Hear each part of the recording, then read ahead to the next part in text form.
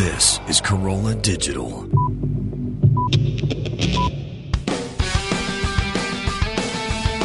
Welcome to Hammer and Nails with Skip and Alison Bedell.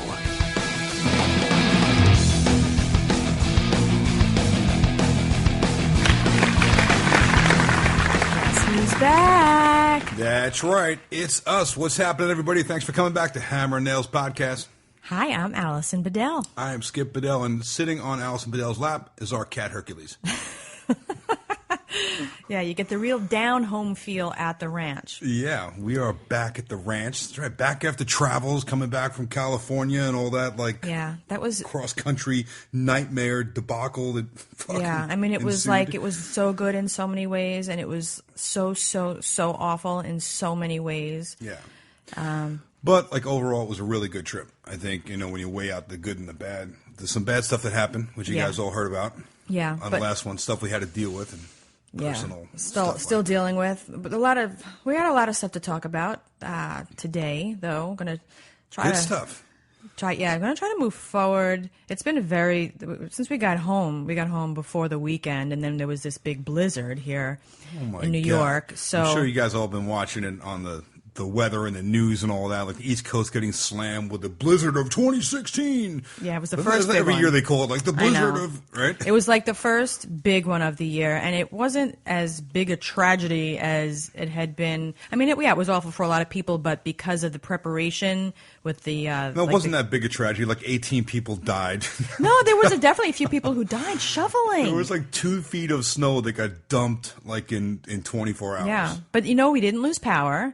No. And according to the power company, there was a lot less issues with losing power. They restored it quickly. This is a very different storm than the one a couple of years ago when we had almost the same amount of snow. Right? Yeah, which is unusual because it had high winds, a lot of snow. Mm-hmm. Everything else seemed the same. Yeah. And for some reason, I'm happy about it. Yeah. But no trees blew down. Remember last time our whole neighborhood was filled with fallen trees and all the power there was lines no were plowing ripped down, or hanging in the middle of the road, right? Yeah, there were no snow plows. It just occurred to me the difference between a snowblower and a snow plow. Really? Just now? Because you just figured that out. Yes, because as I'm speaking, remember, I think it was episode 2 or 3 where we were talking about how we didn't have a snowblower and we got all that snow because our neighbor Jack died, who had the snowblower, and he bought a nice big new one, and he was going to do the snow blowing for us, as he always did, because we were going to split it, and he was like, forget it, I'm just going to do your blowing anyway. He was going to blow us. So now we had gotten this new snowblower. That thing kicks ass, by the way. Oh, yeah. So I love that new snowblower. Skip was gone during the blizzard for about 2 to 3 hours in the middle of the blizzard because he wanted to get the head start on snowblowing. Well, there was already a good foot on the ground, maybe 14 inches. And I know we were expecting a whole another 12 or so on top of that. So I'm thinking, if I got to do the whole thing 2 feet, it's going to suck, and that machine would have had a hard time doing that. And my theory was it's a blizzard, and what qualifies it as a blizzard is the high winds, and that blows the snow right back over where the fuck you already blew it. No, it didn't. It covers it it up back a lot. over there, but another foot did fall where I removed the foot of snow. So not only did Skip do our driveway and walkway, he also did the whole fucking neighborhood. Yeah. He took the snow, because with his new toy, and he went up the block, did Jack's house across the street, who, by the way, is dead and nobody lives there and hasn't for the last, year and a half. But so he did his whole driveway just in case his phantom car was going to pull in. No. And his brother's still on the house. They're trying not to coming sell there. the house, and no one's coming to look at that house with 2 feet of snow No in the one's driveway. going to look at the house in a blizzard. It was you were doing it during the blizzard. You do a lot of talking for someone who sat in the house. Well, don't worry about what I was doing. I was blowing the snow. You know what I noticed also? Remember You should have been blowing me while I was blowing the snow. Anyway. Sitting here while I'm out there working. I need to supervise you. You need me to tell you how to do it. Just like you think that you need to tell me how to do stuff for you, when I do stuff for your hair, or if I trim something on you, and do it like this, or I like it cut like this. I don't know how you like it. You need to be told, but I, on the other hand, do not. I do not. There's a difference between you and I. You need direction. I don't. I think you need to redo the area by the mailbox, actually. I noticed. Oh, really? Yeah, because... I think you need to shut the fuck up! That's what I think. It doesn't look like there's a good enough path. I mean, like, you literally went up the street Here's how I know, like, because I watched the mail person today come right in. Did you? Not even get her fat fucking ass out of the mail truck. She just reached right out, put it in there, and kept right on going. Why would you say that? She's a nice lady. No, not this one. She's not. No, it was a different one? This is not the usual one. This is the bitch stand-in that I don't like. Oh. Yeah. Always like with an attitude, and will never ever get out of the truck ever. Has never. She leaves the packages on the freaking street. She's the one that won't. Yeah. No, she's Fuck that bitch. Yeah. No. The regular one is really nice. I like her, and she walks our mail up to the house. Oh, she's awesome. Like an envelope. Yeah. She'll walk up to the door. No, we have a long ass driveway. Yeah, but I had issues last year with the mail because during the storm that we had. The plow, the blizzard snow of 2015. Plows, yeah, the was it 14? the plows. I don't know. I'm confused. I don't know. It was last year. No, it was before January. Or after it was January? last year because it was a year ago because it was. Was it 15 yet or still 14? It was 15. Oh. So the snow plows came and they filled in, like they blocked up again, when they roll through the street, and they blocked up our driveway, and they didn't get a good job of getting near the mailbox, and then it was they don't very ever get near the mailbox. Freezing. They leave a 5-foot wall of snow that is 6 feet from the mailbox. Yeah. So in other words, you have to get through we 5 have to feet do high of snow, 6 feet to the mailbox. So. Yeah. Think of that. That's like, a 6-foot deep wall, 5 feet high. And then it froze immediately, and then it snowed again, and that froze. It was like an ice block. Yeah, it turned into the wall at Game of Thrones. Yeah, yeah. Yeah. That's what it was. There was actually an elevator that would go up and down. Like to the top, there was like a little dude, little Barbie and G.I. Joe's climbing the wall. I saw like some dragons flying around at one point, and there were dudes like throwing flaming barrels of oil off the top. I don't know. Yeah. Which, by the way, they're climbing up the wall. We're halfway through season 5, and I would say that we've done 5 seasons in 5 weeks? Oh, maybe God. less weeks. Total binge watching. Well, we don't have like a lot of regular time to watch TV, so it seems like whenever we have a free day, like we had the snow day the other day, we were just forced to be inside. Yeah, we just stayed inside and had sex and watched Game of Thrones. Fucking awesome. And then I went out and I was in between me crying. Yeah. Well, yeah. We're not going there. We're not talking about that. Try to keep it a little bit happy. Anyway. Okay, but I wanted to also talk about my just briefly. I spoke to the pet communicator again today, and I wanted to because I know there's people you're one of the skeptics. I know you have like that disgusted look on your face, but because it makes me feel better. If it makes me feel better, then it's worth it, because really, what else can you do in life that makes you feel better? If really, there's so few things that really can ease your broken heart when you go through something like that. So she said a couple of cool things to me today, though. You have that look on your face. No, I'm just listening. Okay. So I kept waiting for something that was like a holy shit, like, she did, yeah. She's really in there. She really knows. So she did say a few things actually today that shocked me. She said that there were some people that had actually made their way into the reading. One of which was my grandmother, and I wasn't really sure who she was talking about because I haven't had a grandmother. Both of them had passed away a long time ago, and but then she said to me, she said, "You have her ring," and there's a grandmother whose ring I have, and then she said, "You don't wear it, but she's glad that you have the ring." Totally true. Like, right on the money. And I was like having a holy shit moment.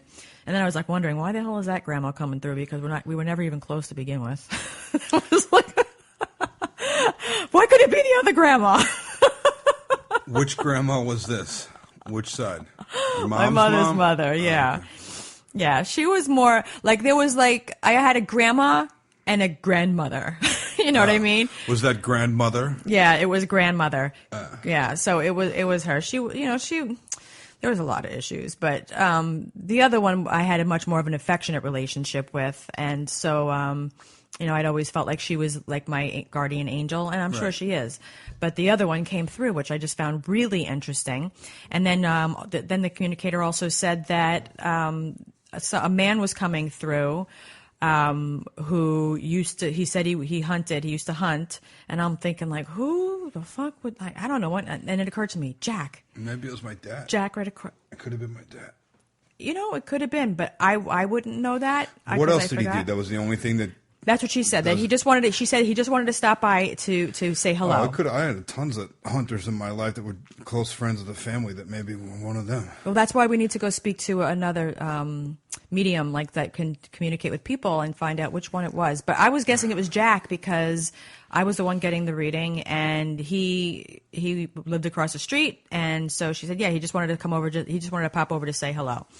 So she said that. And what else did she say? There was some other things that she said about the other animals that was like right on the money, and so it was a good one. It made me feel better, put my mind at ease a bit. I'm glad you enjoyed it. Yeah. So what were we talking about before that came up? I don't know. Snow plowing and blowing. Yeah. Yeah. So Skip took this snow blower and rolled it up the street to the down the street neighbor's house, and he did their driveway too. Right. And then on Sunday when the snow stopped, he did it again. They're both a little older. Both have a hard time walking. They're in their 50s. Both have health issues. They're clearly not well, either one of them. And they've been very nice to us. So yeah, I like to do things when I have the opportunity to do it for no reason, and that's the type of shit I like to do, where nobody expected it, and then I just leave, and they wonder who did it. I'm sure that the loud noise in their driveway didn't prompt them to leave and look out the window. Well, no, actually, she did. She came out and she gave me a big hug, and then she texted me the next day, and she's like, "Thank you so much. I can't believe you did that. It was so kind of you." And it's like you got to do nice stuff for people once in a while. So yeah. But you were gone for hours each day with your new toy. Yeah, well, there was a lot of fucking snow. Yeah. A lot. So a few people... I got news. If I hadn't done it the first day in the middle of the blizzard, it would not. You came back soaking every article of clothing you had on. 2 feet of snow. You were soaking wet. It was. I can't even believe you were out there that long. Yeah, I worked my ass off. It was mostly sweat from the inside, and then I was sweating on the inside, and then it was getting wet on the outside because the snow was kind of wet. Yeah. So it was like I came inside. I was completely saturated. Like every thread of clothing on my body was saturated. Yeah. Yeah. So I'm glad that it was done. Thank you very much. I was able to drive the Mustang today out the drive, down our long driveway without any problems, thanks to my husband who also cleaned the snow off the car. Thank you very much. Yeah. Yeah. Oh, yeah. I have to give him lots of praise. Now you can give me something else. So our California give trip. Me more than praise. Will you shut up? We I don't know if anybody saw online. We posted some pictures that we went when we were in San Diego. The seals. There was a high tide, right? And seals had come up to the shore. Yeah, that was so cool. That was amazing. What beach was that again? I don't know. I don't remember. It was near San Diego. Yeah. But literally, we were standing alongside the seals. It wasn't like let's view them from afar. It was we were on the beach. Yeah, we posted with a bunch of seals. great pictures for that. It was really cool. I mean, we actually were. They would let you come right up to them. Yeah, they didn't want you to touch the rock they were sitting on, or else they bark at you. But I could easily reach out and touch the seal. Yeah, like I was a foot away from the seal. Yeah, and we got some beautiful pictures that we would have never had and otherwise. They weren't even like freaked out. They were totally calm. Like you totally could have pet them. Can I tell you? I hate little dick kids. I hate the little dick kids who are like teasing the seals. You know what I mean? Running around them and like startling them. Like people control your children. I'm waiting for one of them to like turn around and just like take a bite out of one of those little kids. Because I mean, have you noticed like those seals? Like they're basically their heads are like a dog's head. Yeah, they have like giant canine teeth. Yeah. Their mouth and their whole head kind of looks very much like whiskers. A big dog. I had a chihuahua that looked like a seal. And they will absolutely tear off like a chunk of meat off your body. I mean, they eat shellfish. They go down to the bottom. They dig up clams and all sorts of shellfish, and they just crunch them up with their teeth. So you can imagine the biting power they have. Yeah. And they would nobody got hurt. Have no problem. But but the kids, they really needed to be disciplined, and I can't stand when parents don't train their kids to respect animals and like nature. You know what I mean? Like they let kids break things. Most of them were good. Most of them were really good. Just a couple of little pains in the asses that probably like poke at everybody. Oh, I periscoped it's that. Like little Johnny that's out there like fucking poking everybody. You know? I have a video online when we were at the Mystic Aquarium and we saw the beluga whale. Oh, do you remember that? And the whale was one little fucking kid, pissed. That one little kid that kept poking the glass. Yeah, and I got a video. Poking the glass. This whale wanted to eat the kid. I put the video up on YouTube. Google it. It's beluga whale eats small child or eats toddler. I think I put. Yeah. Because I mean, I've never seen anything like it. How pissed that whale got. That whale was like right up against the glass, and there's this little kid, and it kept like poking at it and laughing at it. Making all this noise that I'm sure the thing didn't like. The whale was biting at the glass. Yeah. It was like aggressively attacking. Yeah. If there was no glass between the whale and the kid, it would have just swallowed it whole. It was trying so hard to get to that little kid. Like, I'm going to fucking eat you, you little bastard. Yeah, it was that was incredible video that I got too. And I got some great stills of that too, like with an angry look on its face and its mouth open and its fin was pointing in such a way that it looked like its finger was pointing at the kid like, I told you to get the fuck away from the glass, right? Like its fin was pointing. I told you, you little bastard. That was awesome. Why, you're lucky there's a piece of glass between you and me. I swallow you whole. That whale was so fucking pissed off. Yeah, oh my god, that was a great video. There needs to be like a bubble caption like over the whale's head, like and like cursing the kid out. Yeah. You guys got to check out that video. Yeah, that was a goodie. That was from funny. about 4 years ago, I think it was. Yeah, but that was definitely a very cool nature experience, right? Like that whole time. We got water in our shoes because the tide came up and it rolled up real quick, and we went to move backwards, but we didn't look behind us, and there was rocks. We were staying in Carlsbad, and this is the beach right there, and it's just the name of it escapes me right now, but it's on Facebook. It's such a cool place, and I guess this happens pretty regularly, like because the seals obviously have been around people so much so that they like when you go into a park and the pigeons like just walk right up, like Fire Island with the deer, they let you feed them. Yeah, like they will come and the birds will just eat right out of your hand. That's pretty much the way the seals were in this place. Like they're obviously around people all the time.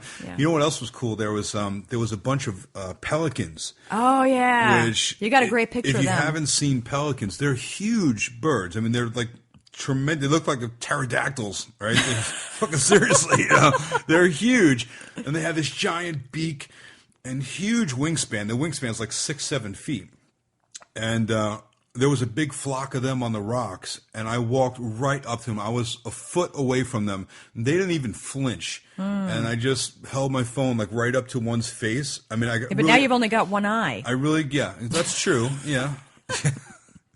Poke that little bad boy right out. Plucked it right out. Yeah. A little treat. I got some really cool pictures. Yeah. Definitely a cool We stayed day. with Rick and Pam, our friends who are there. Them. They have a house in Porter Ranch, which I don't know if anybody has been following any of the news, but it turns out that there was gas being stored underground, right? And like in the mountains behind their community. There's like a natural reserve of gas under that whole mountainside that they did not know about, and nobody told the people when they were building the community. It's been there for decades, and they have like BP and whatever oil companies, they have access to tap into this ground, like you see oil wells and all sorts of wells, right? Well, they have this like underground cavern. I guess it's it's this space that instead of oil being in it is natural gas, which is where the natural gas comes from. They drill it, right, and then pipe it to wherever they need it. So this particular area is used as like a storage. It's like a giant natural storage tank, and they've capped it. They have like this huge metal, I guess, cap of sorts that keeps the gas in there. And it's evidently failing at some point. So the whole neighborhood, the whole neighborhood, you can walk through and smell like, you ever disconnect the hose in your barbecue tank and you can smell it, or you leave the gas on in your stove in the house, right? You can smell it very strong. The whole neighborhood smells like that. So people are reported to have all sorts of health problems. But it's this big scandal because they didn't. The people that bought these homes weren't made aware of the location of this gas. Right. And so they didn't even know that it existed. It's like poltergeist, right? Yeah. Like your house is built on a fucking ancient Indian burial ground. Yeah, and now it's like at dangerous levels where they can literally the houses can explode. Like there can be an explosion that covers like the mountain because of what's in the air. Because of course, when there's gas even in the air, it's flammable, you know. So like if you're on the phone or if there's a spark or whatever. So they told people it's safe to be there. Like they don't have to evacuate the area, but they're going around and they're issuing like air filters, air scrubbers. Oh no, but people know that they are paying for people to leave, to evacuate. I mean, because outside you can actually. That people are getting headaches. I mean, it's actually physically. Yeah, but they're not. It's not mandatory. They're not forcing you out. No. It's they're not saying mandatory. If you want to leave, but they're paying we'll for you pay to move. Yeah, the rent. They're paying, but they are so. I mean, it's so obvious how fucked the gas company knows that they are because they are paying like whatever people are asking for reimbursement. Like Rick, I said that there was a neighbor that bought these really expensive, like thousands of dollars of filters for the home.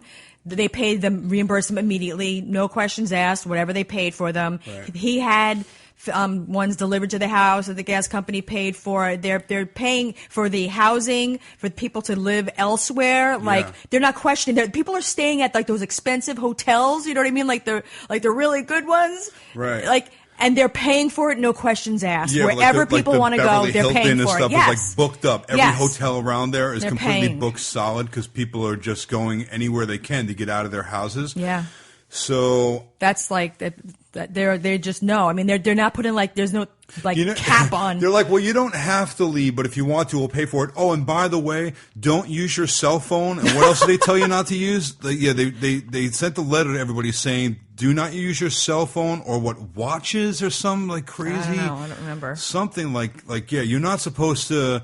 Yeah, I guess you don't light a match. Yeah. Well, we stayed at their house. Carl light a cigarette, you blow the whole. They moved to Carlsbad. So Pam and Rick are renting a house in Carlsbad, which is about an hour and a half to 2 hours away, south near San Diego.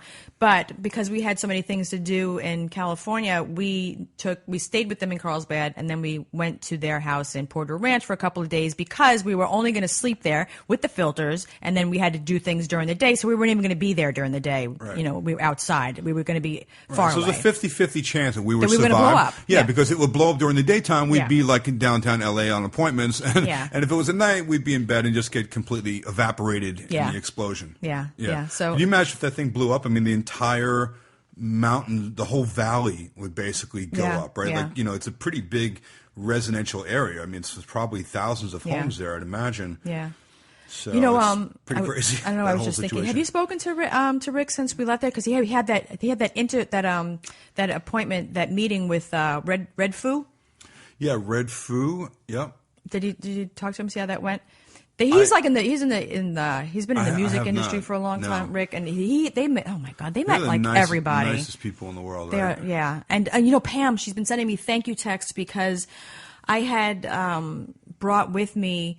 I had bought puppy diapers, which are really fucking cute because where there's a hole in there for the tail to go out, so it's like little babies. They look like little tiny infant babies when you put these little diapers on the dogs because Kilo had started not being able to hold his bladder, and Pam wasn't sleeping with her Pomeranian because she can't hold it all night and she was wetting. So I gave her, after we lost Kilo, I gave her the diapers that I had brought with me, and so she tried them on the little dog, and she is it's like a whole new relationship now because now she can sleep with her baby and not worry about her wetting the bed because she got the diaper on and she pees in the diaper. So cute. There'll be a day to when I'll have to wear a diaper to bed, so that's going to be a really big fucking diaper. It better be a long time from now. Yeah, it'd be a really big diaper, really big load in it that you'll be changing. I'm no Pomeranian. Oh God, you're disgusting. I could eat that. You're a Great Dane. Oh my God. I eat more than that dog weighs for lunch. Oh God. What else is going on in the news? I saw some things that I thought were interesting. Oh God, California again. These 3 guys. Did you see about those 3 guys who escaped from prison? No. There was no, just so you know, I've not seen any. I know nothing that's going on around me in the world. It's either we were in California. We had like a barrage of what did we see? Like appointments. We had 12 meetings in 4 days, and since we've gotten home, I've been either snowblowing or now back to work on a job site. So no. Okay. Well, there are these 3 guys who escaped from a maximum security jail in California. Whoa. And these are bad guys. Like, they're really bad. But they had such a crazy escape. They cut through metal, like very thick metal. They crawled through plumbing tunnels. They climbed a roof and then rappelled down 4 stories using ropes made from bed sheets. And they even the barbed wire, like they moved it out of the way, like they got through the barbed wire, like everything. Like, yeah, it was maximum security, and they were gone like 16 hours before anybody even noticed that they were gone. But how does that happen? Don't these guys, I mean, they have like a regiment. They have to go to meal time at a certain time. They have like to go out in the yard at a certain time. Like every day they do a head count, right? How are you gone 16 hours? I don't know, because they did like a morning count, and then they go back in the evening again. One of these guys, though, fucked up. One of these guys, bad guys. He was involved with some group of other people that had kidnapped some marijuana shop owner who they believed to have had money hidden in somewhere in the desert, like Breaking Bad, and they cut off the guy's dick. Oh, fuck! I mean, that shit really happens. Oh. Oh. So that's the guy. That guy's on the run. The dick cutter offer guy. Dick cutter offer guy. Yeah. Wow. Really fucking bad. Very scary. Wow. Yeah. I'm picturing this news report told somewhat in a different way on like the evening news. It's not the dick cutter offer guy is still at large. Yes. I mean, like that to me stood out as most. Another guy was there awaiting trial for attempted murder. But what they're questioning is, how did these guys, just like the New York one, like where did they get the tools to do this? Who helped them? How did they know the layout of the prison? They had to get absolutely. It was absolutely an inside job. Yeah. There's no way that you get all that access. You know where all the plumbing, conduits are, and all those chases and air conditioning vents and all. I mean, you just don't know that stuff. Yeah, someone's going to be in big trouble. There's a $50,000 reward Somebody got them for information. Tools. Somebody helped them from the inside. Yeah. And that's probably the same correction officer that was asleep on the job somewhere during that 16 hours. Yeah. I would look at the guy who was in charge of supervising them during that 16-hour period as number one suspect, because obviously there's no way they should go unaccounted for 16 hours. Yeah. So whoever was on that shift, well, she should be in trouble regardless, because I mean that's a significant. Well, yeah, breach they escaped on their shift. Yeah. So yeah. These are very bad guys. So be on the lookout, people. Wow. Take a look online and see what they look like. They're just like regular, like.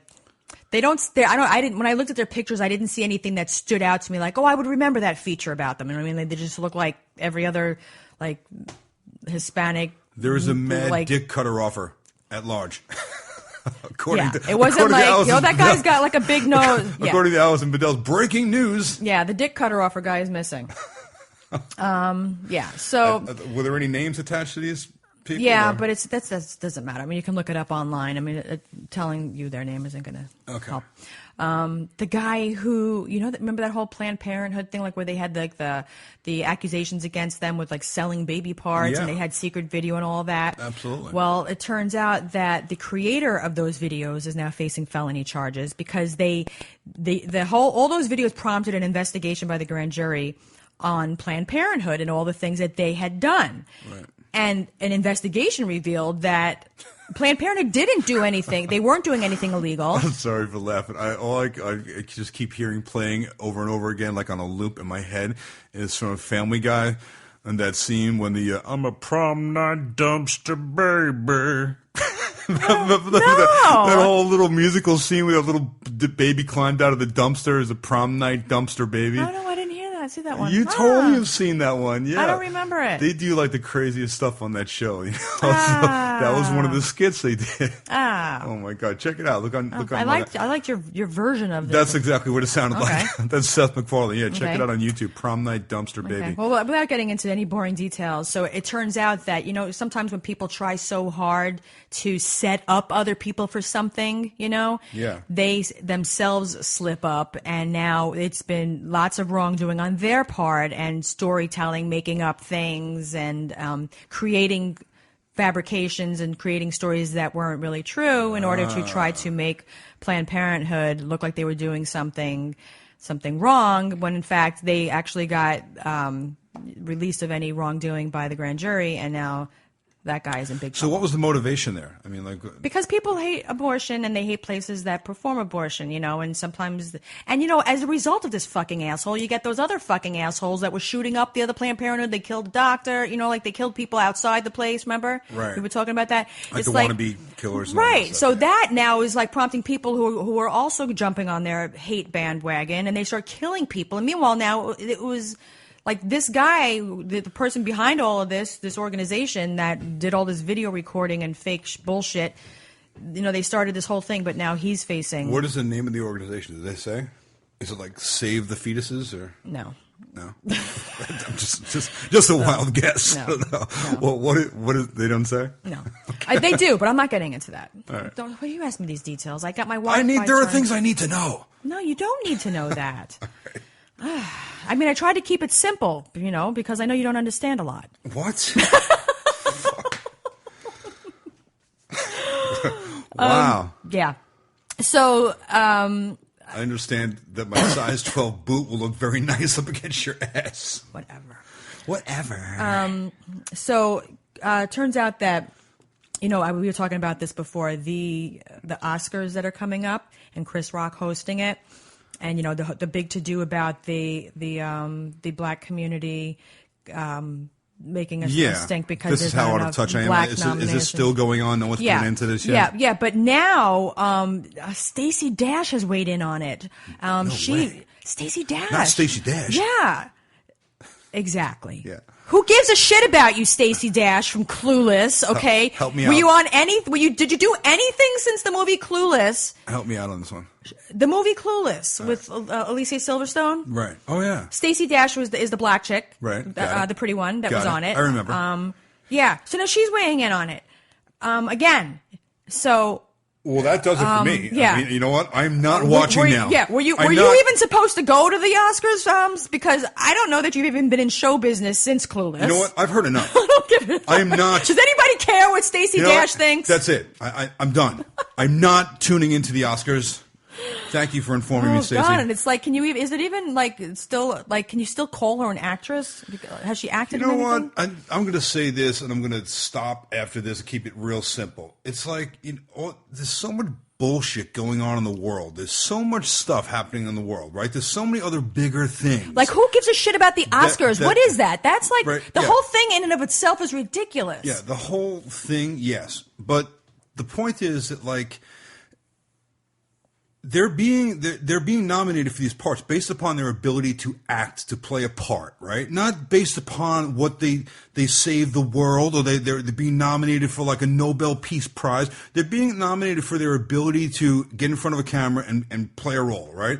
It doesn't matter if they're black or if they're white or they're fucking Asian or what. It doesn't make a difference, right? The people who are supposedly most deserving should be there. So evidently it's like, now come down to, it's like a head count. It's like we're keeping score. Well, last year there was, 11 nominees that were black. It's like, who cares? It's not about a black or white thing, though. Why does everything have to come down to black and white? Do you remember when I was telling you about that I was with somebody in my early 20s who I lived with for about 5 or 6 years, who kept promising that he was going to propose. We were going to get married, and then, I left. Yeah. And then, it's from these life experiences that you learn, because a lot of girls pressure guys into, getting married, to give them an ultimatum. And it occurred to me that, do I want to be engaged or married to somebody that I had to talk into it, that I had to convince or threaten to marry me? You know what I mean? To give an ultimatum. Do I want to be married to that kind of in that relationship where I feel like I always wanted to know what it felt like it was with you, to have somebody ask me because they wanted me and they loved me, and Right. not, you and I never talked about marriage before you even asked me. No. And that to me was the most perfect, beautiful way to know that you really love me and that you want to marry me. Because it should be organic like that. Right. Because things should happen for the right reason, because Right. they're natural. Just Right. like when I walk down the street and plowed out the snow out of the driveway. It's not, Right. not that that's really a fair comparison, but it's not because anybody asked me to, or or because I wanted someone to say thank you. It's because I felt like it was the right thing to do. Right. So it's like the same thing. Yeah. How do you feel about receiving even a nomination now that maybe you wouldn't have gotten if not such a stink had been made about, the race? Yeah, that's a really thing. good point. So now, they concede, you know what? All right, we're going to make everybody happy. And all right, okay, so Yeah. guess what? Will Smith, you're nominated, and come on back, and we'd like to have you. And so, yeah, are you now sitting in the So audience next year's- hoping to get called up and then wondering, wait a minute, did they really think that I did a good job, or was it just because I opened my mouth? Yeah. So, yeah. Next year, when half of the movies that are nominated were made by black filmmakers, or, certain black people were nominated, I'm not saying that they're not worthy, but are you really going to feel like, are you only in that position of nomination or winning because of the stink that was made? Listen, I get it, and I get listen, we're not black, so we can't sit here and say, okay, so what are we can't relate to what it is that they go through, okay? So it's very easy for us to make comments on it, but my honest belief is that a tremendous change, a tremendous progress has been made in this world. People have a lot of great opportunities here. It's not like, look what they're doing. I mean, we're all in this same industry. They're basically going to those award shows and getting nominated every year. So now, just because there's not enough, or the numbers don't equal, it shouldn't be. Didn't Halle Berry win Best Actress? It shouldn't be about statistics, though. It should be about who did the best job, who was the better actor. Right. Maybe it just so happens this year, that's just the way it worked out. Yeah. But right away, like Al Sharpton or whoever else has got to stand on the soapbox and say, "Oh no, not in my neighborhood." It's like, listen, I get it, man. I'm all for equality. Absolutely. I'm all for Me if too. you work hard. I don't give a fuck what color you are. If you work hard and you're a good person, you deserve everything in this world that I do and everybody else deserves. I 100% believe in that. But it's like people really seem to boil everything down to just a couple of little things. They boil it down to, is it equal for men and women? Is it equal for black and whites? Is it equal for, and it has to be about more than that. It has to be about, are you qualified for the job? Yeah. Not just you didn't get the job because you're a woman. Maybe there was someone who was better qualified and happened to be a man. Right, I don't know. And I can't stand those things too, though. Like with these jobs where they have to have a certain percentage of a certain race. That is to be everything hired. now. That's you work for the county, right? Every government, even the military, there is a quota. Like, you have to have a certain amount of racial balance in that. And it's basically because someone's going to complain about it, not because they are better. Not based on not merit. because they're better qualified or they're Right. more deserving to be there. It's because they needed to fill the quota of Hispanics today, Right. Or they needed to fill the quota of whoever. I can't say that I'd want if I was not white. I should say anything other than that. I would feel as happy about receiving an award next year that was given after they were practically forced to be more inclusive of movies of color. Now, also I think we had talked about this before, about the percentage of whites versus blacks versus Hispanics in this country. Like, there's more whites in the country. I'm guessing there's a lot more white movies, people, that were made by white filmmakers with white actors and actresses, percentage-wise, I'm thinking, you know what I mean? And I think I was hearing Robin Quivers today say that there was like 10% of the nominees were people of color, meaning not necessarily just black, but like other races other than white. So I'm just thinking, percentage-wise, Almost like with on the show The Biggest Loser, like with the weight. It's not based on how many pounds you lost. It's the percentage of your body weight that you've lost, and that's what they compare. So you could be 100 pounds more than the next guy, but if, whoever lost the most percentage of weight. So I'm just saying proportionally, I don't know what the exact numbers are, but I just can't say that forcing an organization to be even more inclusive.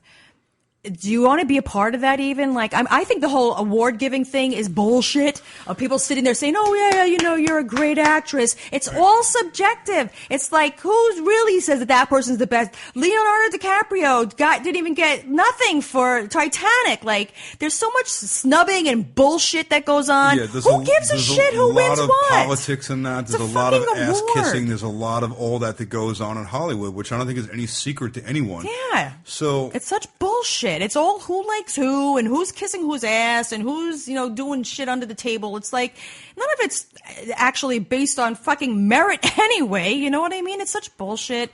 Like, think about something important. Right. Important. Who cares about a fucking award? Right. Let's focus racial diversity on something that actually is important. If you find somebody being slighted on something that really counts, like, if the hospital is rejecting, certain patients based on, their race or whatever, because they don't have money and they come from a bad neighborhood, whatever. Find something important to bitch about. Right.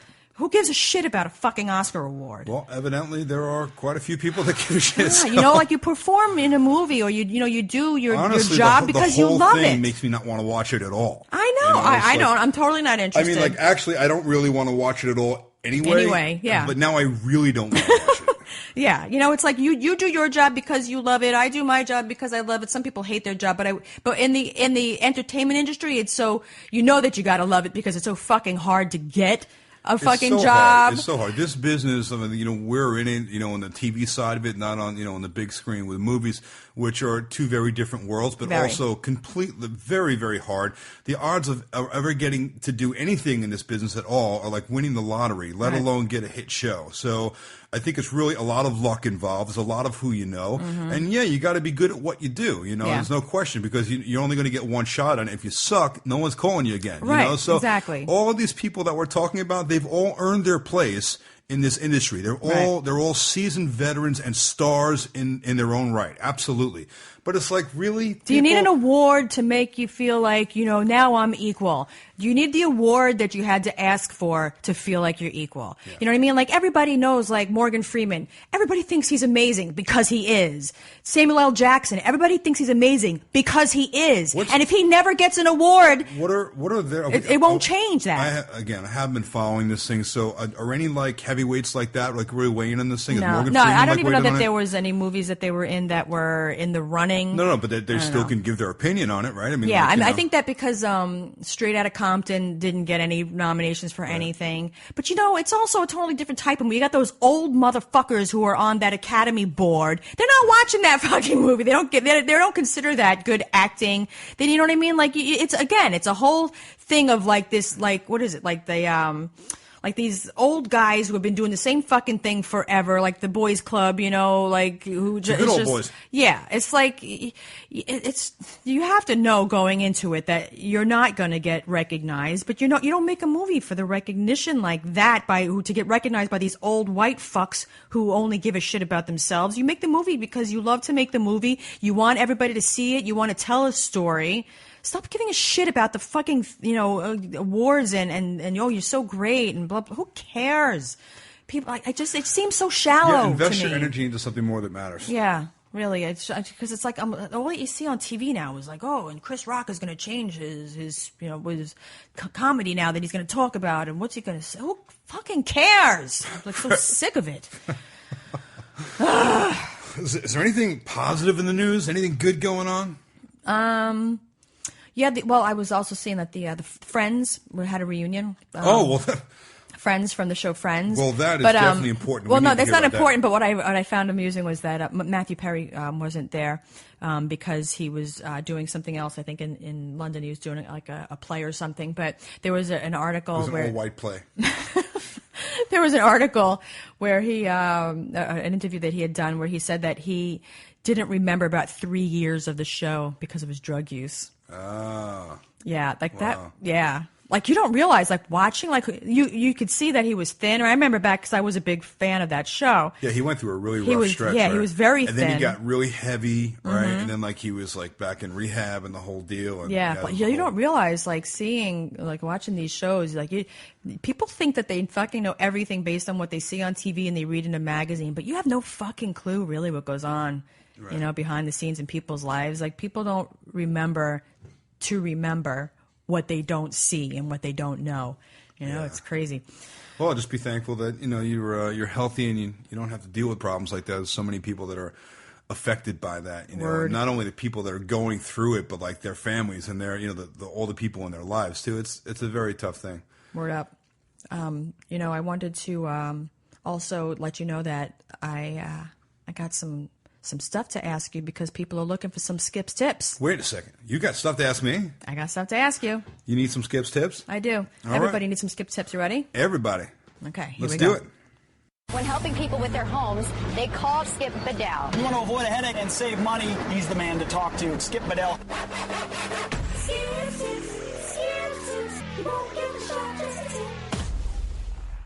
Okay, Pete Corbett asked a question that I think you may have answered a while back, but I guess for new listeners or people who didn't hear the answer, including him, his question is, I'm a painter and have to strip wallpaper from time to time. What are Skip's tips on the best way to do it and to prepare for paint? Okay. Well, there's a couple different ways you can do it. One of which I will tell you is very effective, and the pros use it. It's a steam machine that you will actually use to steam the surface of the paper, and it'll loosen up the glue, and you can peel the paper off. You can rent those machines at any tool rental place. Home Depot has a tool rental. I think they probably rent them for like $20 a day or $20 or $30 a day. Not very expensive to rent it, and they're very effective. They work really great. The other way that you can do that, there are chemicals that will actually break down the glue that holds the paper to the wall. One of the chemicals that I'm familiar with is called DIF. I believe it's DIF or DIFF. I'm not sure if there's two Fs on that. I think it's one F. One F, right? Yeah.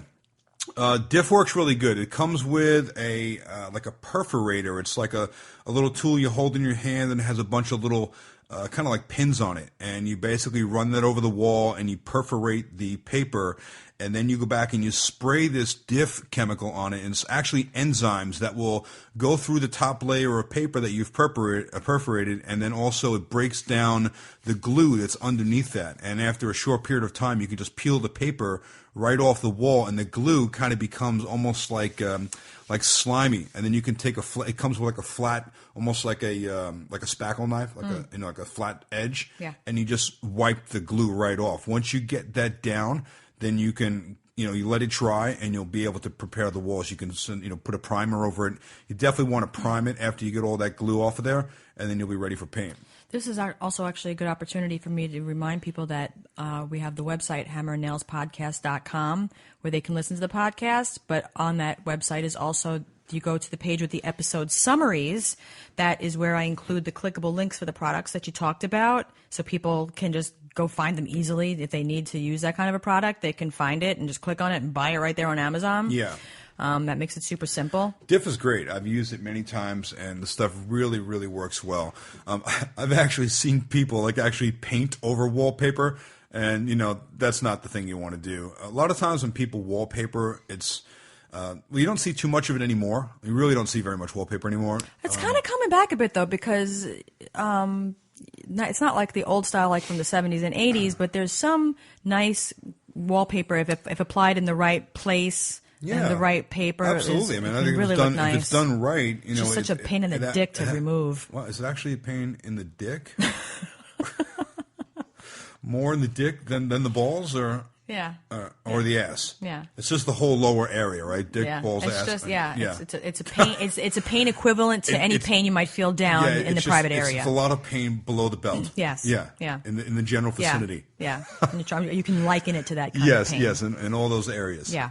So try out DIF. That would be a great solution. And if not, you want to go the steam, non-chemical way. You can go and rent a steamer. They'll give you instructions on how to use it right there. It's actually pretty easy to use, and that's also a really effective way to get that paper off. But if you're a painter, then you'll know as soon as you get that paper off and you get the glue off, then you're definitely going to want to get a good primer on there so your paint has something to bite onto. Okay, thank you. All right. Matt Banish, I think it's Banizek. Best sealer for basements. Best sealer for basements. My experience, the best sealer for basements, hands down, is Dry Lock. It's a product that you can get in your hardware store, anywhere they sell paints. You can get it in Depot and Lowe's, all those good places. Dry Lock is the name of the product. It's basically a product that when rolled onto or brushed onto any sort of cement or masonry, it will seal that surface. It'll seal up all the pores in the surface and make it very difficult for any water to penetrate that. So whenever we're finishing basements or any sort of concrete slab or anything of that nature, we always apply Dry Lock to it. A couple of coats of Dry Lock on it will make a huge difference. It keeps all the moisture from getting through the concrete, because concrete, as you may or may not know, is not waterproof. A lot of people think, if you have a concrete surface, it's going to be waterproof, but it's not. Moisture will find its way through. It'll weep through concrete and certainly find its way through cracks. So if you're finishing a basement or garage or anything that has concrete in it, you're going to want to go ahead and seal up all the cracks first and then Dry Lock that whole space before you paint or do anything else. Even if you're going to frame and put walls up or insulate or whatever you want to do, make sure that you Dry Lock it. Stuff works awesome. Okay. The next question is from David Christopher Passy. I need to make a cheap wheelchair ramp into the puppy room of the house I rented for service pets for vets. That's a very nice organization. How is the best way to do that? What wood should I use if I go to Lowe's or the Home Depot? Are we talking about an exterior ramp and he says he wrote outside the building? I don't know. He wrote one step. Now, I don't know. Oh, he said outdoor. It's an outdoor ramp, but he said one step. So I'm guessing he only needs it one step high. Okay. Yeah, all right. Otherwise, I was going to say there's really not a cheap handicap in a wheelchair ramp. I mean, they've got to be built properly. It should have concrete footings. It's got to be very stable. If you go onto the ADA website, there'll be ADA regulations and guidelines on how to build a proper wheelchair accessible ramp.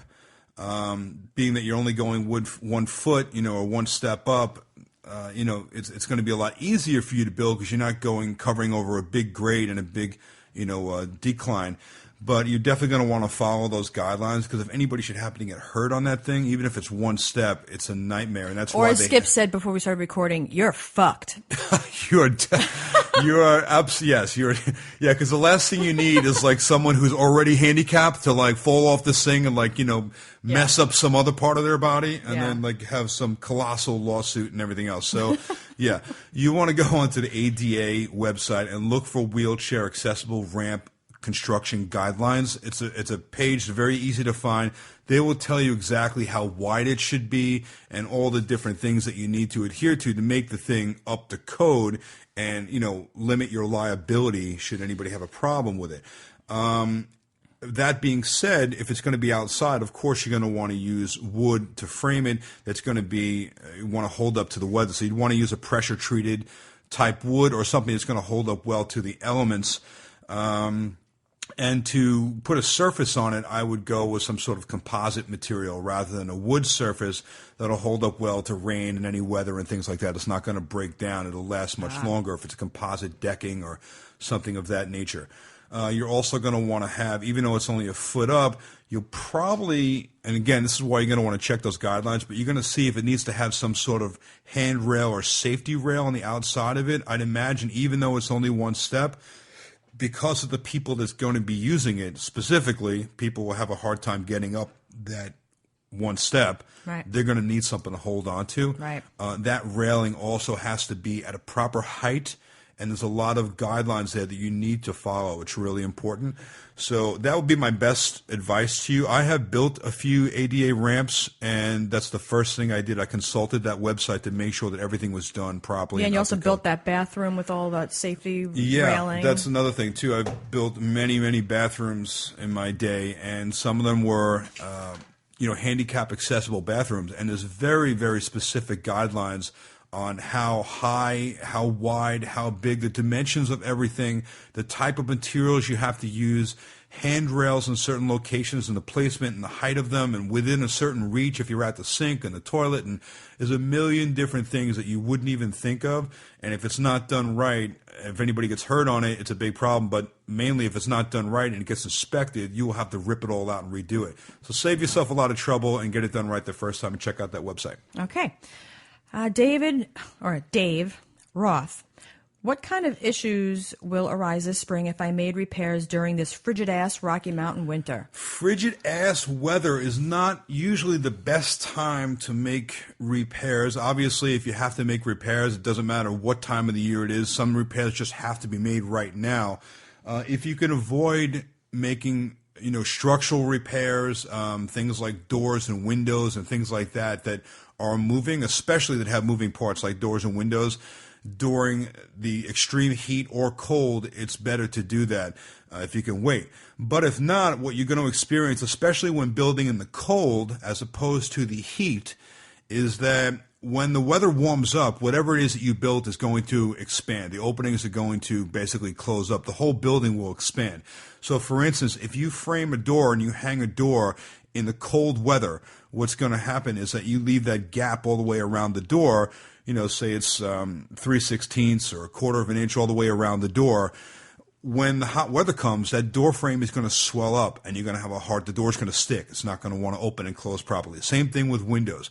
So whenever we do work in the cold with siding, roofing, windows, doors, anything like that, we always leave an allowance for the temperature. And for instance, even with siding, if you look on the back of vinyl siding, a lot of siding products, they actually have a temperature gauge on the back of that product. So if material is overlapping itself, it'll tell you within this temperature range, install it this close together. And because what happens is that, say for siding, for instance, perfect example, you nail up vinyl siding on the building or any type of siding for that matter, and when the building gets hot, if it was installed in the cold, when the building gets hot, all the fasteners that hold that siding to the building are going to hold firm. They're going to stay where they are, but the siding is going to want to expand with the house.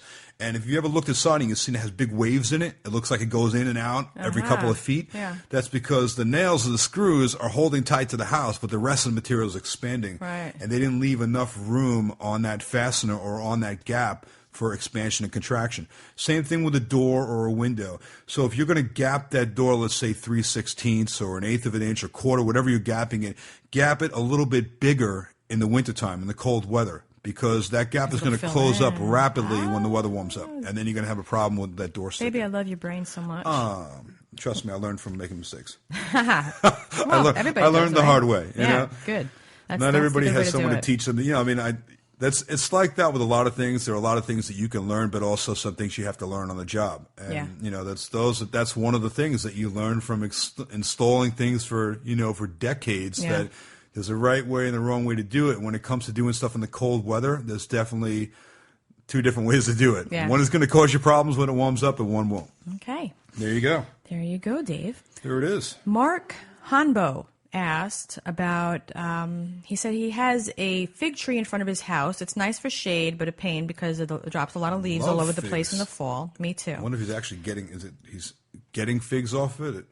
Are there like fig trees, like some like apple trees that don't actually give you like apples that you can really eat? I don't know like about a crab apple.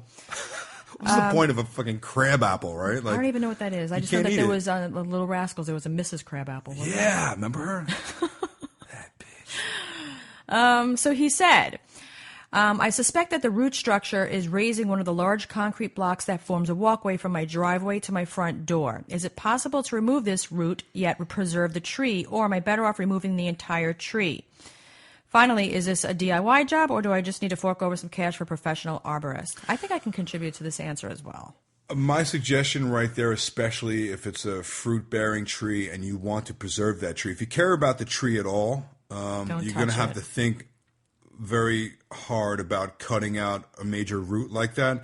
Some trees will not respond well to it, and some will survive depending upon how vital that root itself is. And it's so hard to know. And once you take it out, it's too late, and within days, your tree will start to die. Well, yes.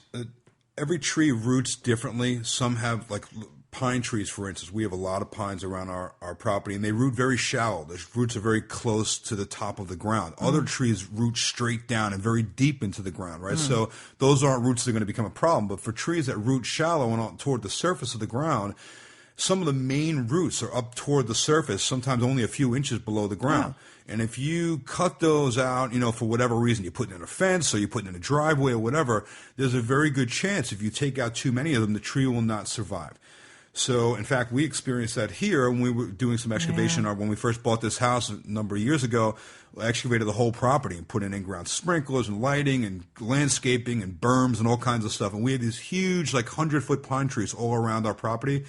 And one of them did not survive that process because I was out there with a bobcat, digging. I dug up probably 2 feet down deep and then repositioned all that dirt. And I did dig up a number of roots with that because the pines root, pretty shallow. Yeah. So one out of those 6 big trees back there is now dying, and I suspect it's because of the work that I did back there. So if it's a tree that you care about and you want to preserve it, I would invest a little bit of money, look up a local arborist online, find one that's licensed and certified, not just somebody calling themselves an arborist, and have them come by. And they'll probably charge you, $100 or whatever to take a look at the thing and then give you a price on what it's going to take to either cut that root the right way or possibly even relocate the tree.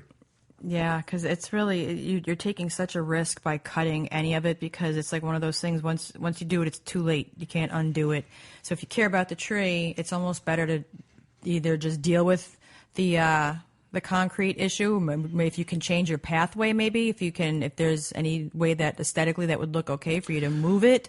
Well, if not that, I'd first get the opinion of an arborist because chances are that he might come in but and I'm saying if it's not something that can be cut. This particular species of tree, we can cut some surface roots and it's not going to hurt it because the main trunk of these roots go down deep into the ground. Were you listening to what I said? I did, yeah. Okay. But I'm saying if you can't cut the tree, an alternative would be to move your path. Yes, after he determines that, no, you can't cut this root out, then you got to make a decision. You're either going to move the tree or you're going to cut the root out and you're going to get rid of it. Yeah.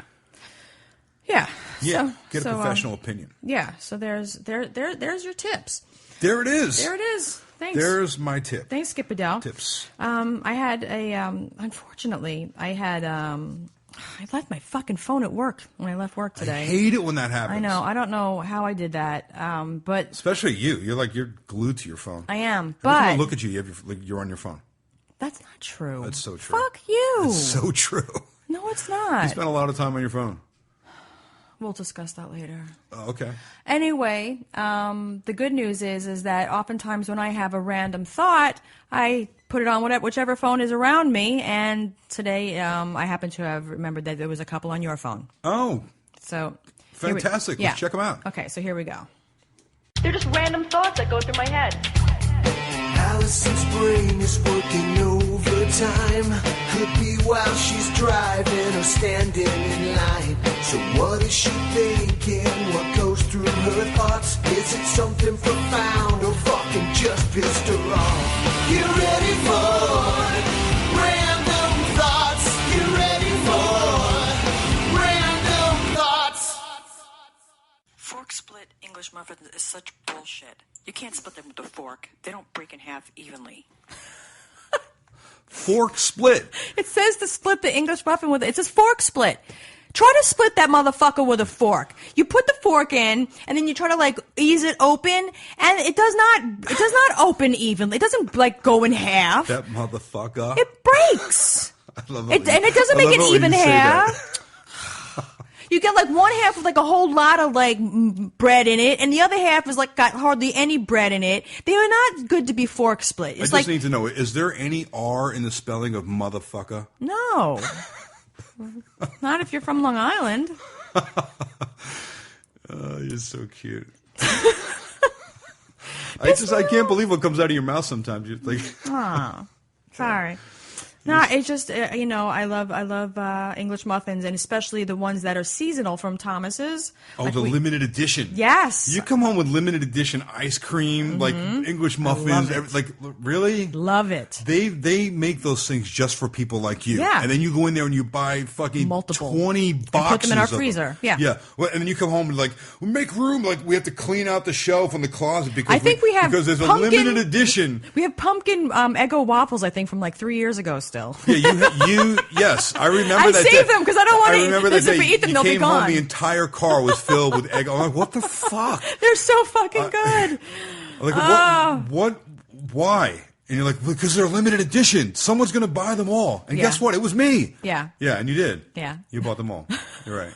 And we didn't eat them all. They're still in there. You know, Picking up the entire freezer right next to the limited edition ice cream. That's all that's in that freezer. Right Which, now. by the way, we needed to get a separate freezer just because we have so much frozen food. But the only thing that's in it is fucking Eggo waffles and limited edition ice cream. Yes, that's what you do for your wife. You know how much money it costs to run that freezer every month in electric to keep your Eggo waffles like cold? Hey, if my Eggo waffles are cold, that means you're keeping your wife happy. It means it was worth every fucking penny. I see your rationale there. Yeah. All right. All right. Also, they're maple French toast flavored English muffins, by the way. Wow. So I mean, it's like, well, in that case, let's go out and get 30. You know what? We're down to like 1.5 packages. We're going to have to go out and get some more. Oh my God! Can I tell you from the Archer Farms that they sell in Target? You know, like that they have that apple fritter bread, and there's also like the blueberry cobbler flavored sliced bread. Yeah. About 2 years ago, they had French toast flavored bread. Limited edition. Yeah, but apparently it was because they didn't make it anymore. But thank God I've got 2 loaves left in the freezer. How long has it been in the freezer? Like 2 years. This is why when I go to open the freezer and put like some meat in there or anything of real food substance, right? Anything with nutritional value, there's no place to put it. No. I can't even see the light in the freezer. It's dark in there. It's like some like cave filled with. That's my junk cave. Oh God! All right. Well, but by the way, we didn't really acknowledge that amazing jingle. I love that. Yeah, your new jingle. Yeah, I'm very excited about that. It's perfect. I'm kind of digging my jingle too. So Rich Banks did that for us. He's the same guy that does the jingles for the Adam for the Adam Carolla show. So, but the one that was the Skip's Tips one, it was done by a listener, and it's me singing. So I think that's like was the coolest thing that he did to it. It was John Pergel. Yeah, so you won't get the shaft, just the tip. Just the tip. That's open for interpretation. Yeah. But we're talking about tips. Yeah, I mean, I'm not going to steer you wrong. So here is give you the shaft. Exactly. I'm only going to give you the tip. Right. So here's the next thought. Why are the female teachers getting arrested for raping male students always hot? I don't know, but why isn't any teachers raping me? How come I never got raped by any of my hot teachers? Oh, wait a minute, I never had any hot teachers. Me neither. More and more women teachers that are getting arrested for having sex with students. They're all hot. Why aren't the male teachers who are having sex with female students? Why aren't they hot like the female teachers are hot? I don't know, man. All I know is that these kids, these boys, whatever, dude, what do you? What? I doubt that they are so traumatized. I think that it's traumatized. They're like, what is every kid's dream? What the fuck? I know. Traumatized. That's gonna set them up for life, for being the cool guy who got the hot teacher. You're 14, 15, right? Every guy's dream. But you're fucking everything in sight, but not really a person. Masturbating with everything in your house you could possibly get your hands on. Yeah. And now along comes this 25-year-old smoking hot. So there's some here that 39, 35, but they're still hot. They look young and they're hot. Right out of Penthouse Forum, every dirty. Now we're not condoning, of course, underage sex. Hold on. Let's just get that out of the way first. Yeah, let's set the record straight. I'm just saying that I'm really pissed off it never happened to me. It's not fair, damn it. Yeah. I had fucking nuns for teachers until 6th grade, crotchety old dried up nasty bitches that just yelled at you and beat you with a fucking yardstick. Yeah. Yeah, that's serious. I'm for real. They were like old ladies that were mean and grouchy and full blown thing. And then I transferred out of that school and went to public school and I'm like, oh, thank God. Yeah. But for 1st through 6th grade, I had none, so I can't even relate to that. Yeah, that it doesn't even compute in my. Yeah, no. Of course, I can't say that I am aware of any of the information on the psychological effects that something like that might have had to somebody who was a minor, a male who had sex with an adult female. I don't know anything about it, and I'm not going to say that I do. What I am going to say is that I am guessing that it's more traumatic when it happens to a female student. Stop being so fucking politically correct. It's bullshit. The kid's not going to be traumatized. It's probably the best thing. No, I'm saying I think that the female students, when it happens to them, I think that they're more traumatized because just society-wise, like when girls are made to have sex with older men, it's usually more of like a victim situation. It's a different relationship, I think. Situation. Because I think the young boys want the older teachers. I don't know that the younger girls want the older men teachers. I don't know. I can tell you from have been a young boy that yes, absolutely. That of course, boys fantasize about everything you could possibly imagine. Yeah, that's like when you're most sexually active in your teenage years, especially as a boy. So absolutely. And listen, I'm not a psychiatrist, and I'm not going to tell you that maybe it didn't affect, 1 out of 10 million boys. There may be one kid that was like, I can't believe that hot teacher actually had sex with me 20 times before I told anybody. Yeah. And these, but I mean, I swear to God, I have yet to find one. It took till the 20th time to actually. Yeah, to tell anybody. Yeah. I can't find one. I mean, all the articles I'm finding, all of them are good looking, all these women. Wow. Yeah. Now also it brings up a whole new like subculture of women that you never really heard about that are interested in having sex with minors. Right. You know what I mean? Like, it's one thing to be a cougar and like a younger guy, but these are adult women. Like all the priests out there are really going, thank God somebody's not looking at us anymore, right?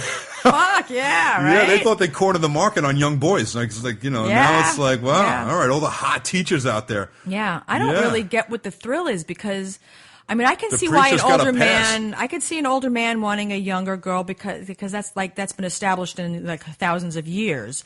But with women, I can totally see young boys, first of all, they're not physically mature. So if you're like in like 14, 15, you're full blown. You're ready. Your dick is just as big now as it was back then at 14 and 15. Pretty damn close. Yep. Yeah. Are you kidding me? You had that big man dick at 14? Yeah, pretty close. No, you did not. Yep.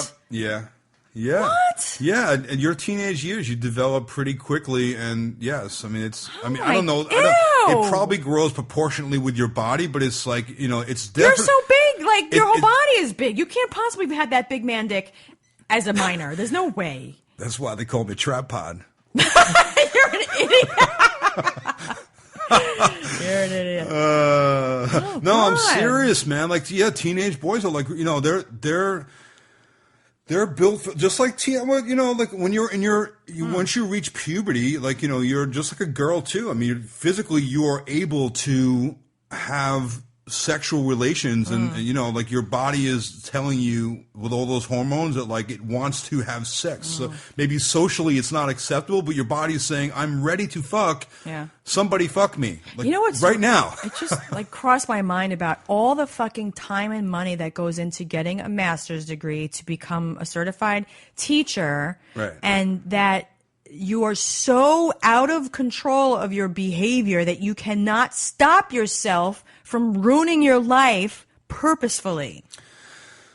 Like, why would you risk everything in your life to become a sex offender? Do you come across your desk that you've dealt with many, many sex offenders, right? So whatever's going on in their mind. But teachers have more intelligence, right? I mean, just by the virtue of the word teacher. I don't know that it has anything to do with intelligence. It's like something goes on that like they don't, either they're not worried about getting caught. Like, look at fucking Jared, right? Like, he was not. Like, he's a hero. He eats Subway heroes. Who said that he was smart? But I'm saying that, like, that like they don't even care. It's like a horse with blinders on. It's like all they can think about is like, when I'm not speaking from experience, but I would imagine because when you hear, it's like they think that like they're not going to get caught, and they think that like they can, and even if they do, they don't care. The most important thing is getting that ass. So we're going to get it and got to have it. But I mean, if you think about like, you're saying, well, okay, well, you can understand why a guy would want to be with a younger girl, right? That seems kind of more obvious, right? Than their busted down old bag of a wife, right? Okay. So men get hotter as they get older, and women get No. Not. The fucking plastic surgeons are so rich. Oh, God. Yeah, there you go. No, but I mean, think about it from the other point of view that from a woman, if she's a sexual, pedophile or predator or whatever, however you want to look at it, boys especially have tremendous sex drive. They're all they can think about at that age, especially after puberty, is like your mind is completely fucking overwhelmed with sex. So why not? And also, it's like they have the ability to, like, as opposed to their old ass husband who like can't even get it up anymore. It's like now they got a kid who's like ready to go, wants to do it all day, all night. It's like, hey, it sounds like, you can kind of not wonder.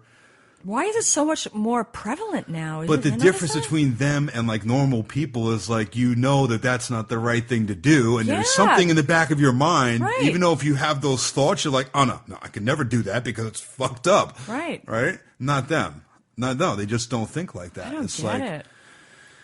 Yeah, but you're kind of right. It's not an equal trade-off, It's like all these young boys are getting all these hot women, and then the young girls get like stuck with some old nasty looking some old nasty fuck that tries to take advantage of them. Trench coat that flashes their nasty saggy ball bag hanging down to their knees. Hey, little girl, want a lollipop? You do that too well. Yeah, that's my creepy old sex offender voice. All right, then. Yeah. Thank you very much for that. How many licks did it take to get to the center of my charmed blow pop? Oh, God. Yeah. You sound like Wolfman Jack. Oh, yeah. Wow. Yeah. I hadn't thought about him for like 30 years until you just did that. Oh, my God. Oh, my God. That's funny. Yeah, I'm like I'm the DJ from like the... From the 70s, right? Yeah. The 80s? Oh, my God. Okay, well... With that being said, we're going to... Wow, we covered a lot of bases here. Yeah, we covered... Houses blowing up in Porter Ranch to sex offenders and boys banging their hot teachers. Yeah. This is a full range of events going on here in this podcast. Yeah, and we really are so grateful that you guys stuck around and listened to all of our crap. And you guys rock. Fucking love you. Keep coming back. Yeah, and keep listening to us. We want to. I'm not sure why, but keep doing it. I also really wanted to extend an extra thank you to all of the really sweet people who have sent us condolences for the loss of our baby Kilo. That's really appreciated. It's been a very, very, very difficult time. So being able to even do this podcast is a welcome distraction to help me laugh and think about something positive and about the fans who ask us the questions that we love to answer. And so it really helps a lot. We wanted to thank you guys so much for that. Don't forget that we have on our website, Skip and Alison Bedell.com, that there's also banners on there for Amazon. If you guys would do us a huge favor, go onto our website. You can also go to skipbedell.com. It's the same website.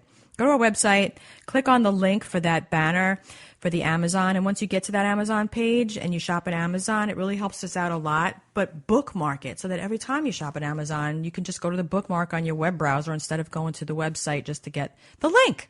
Yeah, and do us a favor. Tell your friends about our podcast, Hammer and Nails, if you like it. If you don't say anything. And by the way, if you like it, go on to iTunes and give us a review. Please give us a rating. Tell everybody out there that you're digging our podcast. Yeah. That also actually it helps us out a lot. According to Gary, and who knows everything about Gary Heftard. He's not. Yes. Gary Heftard. I don't like calling him that because he's really smart and helpful and kind. Smart. Love him. He's an awesome guy. Yeah, he really is very awesome. He's been very helpful. But he everybody at Corolla Digital has been very awesome in helping us get this thing off the ground. Yeah, and he explains to us like why it's really important for us to also. It helps a lot when we get good reviews and ratings. More so on iTunes. It only really takes a couple minutes. So if you guys are listening on iTunes, just go there and give us a 5-star rating. If you don't want to give us 5 stars, don't even rate us at all. Yeah, because one of these days we'll actually get a sponsor who will want to go on here and advertise on our podcast. It's only been about a year. It hasn't happened yet, but we're hoping to get one someday. Yeah, but we're still doing this for free for you guys. So really, if you can go to the Amazon banner and use that and keep listening, please tell a friend. Free between this and the fucking the whatchamacallit that you're talking to every week. The pet communicator. The pet communicator. I'm going to be broke. Okay, I know. Well, I love you. Thank you for not being mad at me for that. And I love you guys, all the listeners. Thank you so much. Anything for you, wifey, and anything for you guys. We love you guys. Thanks for coming back, and we will check you out next time. Adios. Later.